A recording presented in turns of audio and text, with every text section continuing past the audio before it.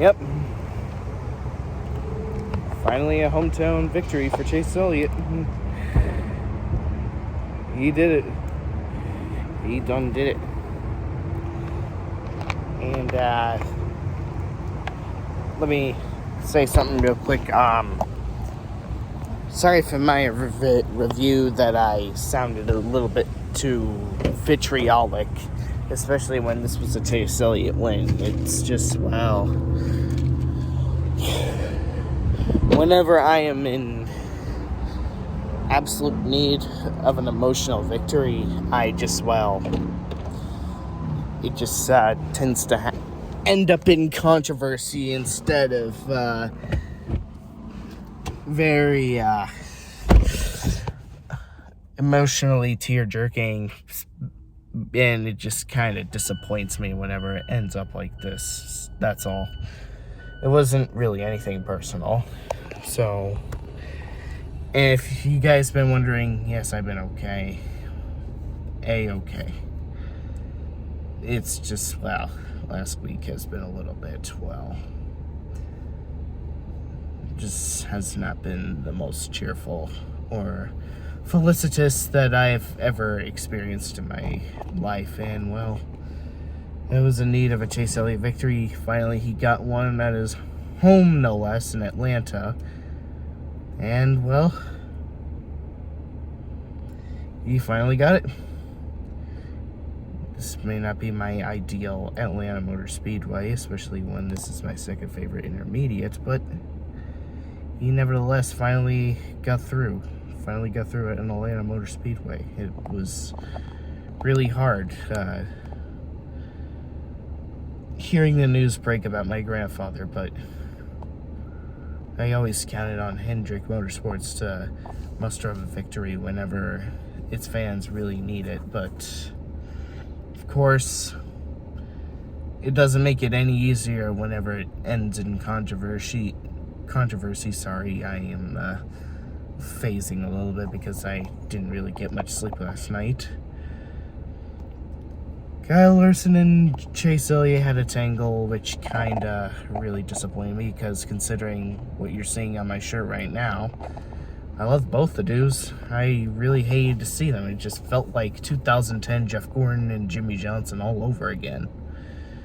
When Jimmie Johnson left a mark on Jeff Gordon's car in Texas Motor Speedway, and he responded with a witty remark, looks like 4 times a little upset, referring to Jimmie Johnson, since, he was at the time a 4-time champion. And of course, Jimmie Johnson going completely rogue on Jeff Gordon when he forced him below the apron, sent him all the way in the back of the pack and got wrecked. And then karma would bite Jimmie Johnson in the ass later in the race at Talladega.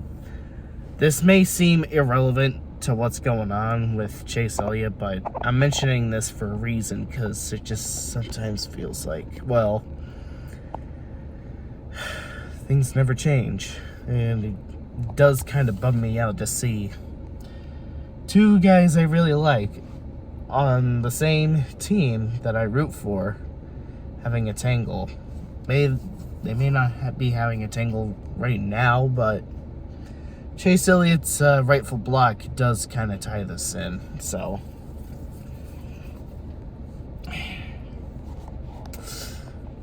let me just say this. Chase was never in the right to begin with to throw that tantrum at Auto Club. And I will say this one thing. I don't know if even Chase's detractors noticed this, but I'll even admit this. Corey LaJoie handled this situation much better than Chase Elliott handled the Auto Club situation. He actually walked up to congratulate Chase on the victory like a gentleman. And that earned mad respect from me, as he deserves it. I was very surprised that he actually took it well, took the heartbreaking loss well. And Corey LaJoie, on the off chance that you probably come across this video, no worries, you'll probably get the first victory coming your way pretty soon with the amount of blossoming these first-time winners have been coming about. I think you'll probably join them eventually. So yeah, if you're rooting for Corey LaJoie, I'm really sorry that this happened.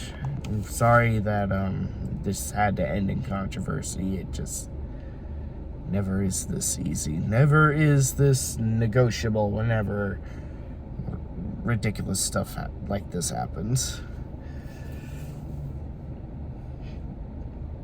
On a later note, this is going to make for some very airtight playoff battle for those final spots. Blaney, in spite of being second in points, could still be in danger if there's any winners outside of the playoff bubble.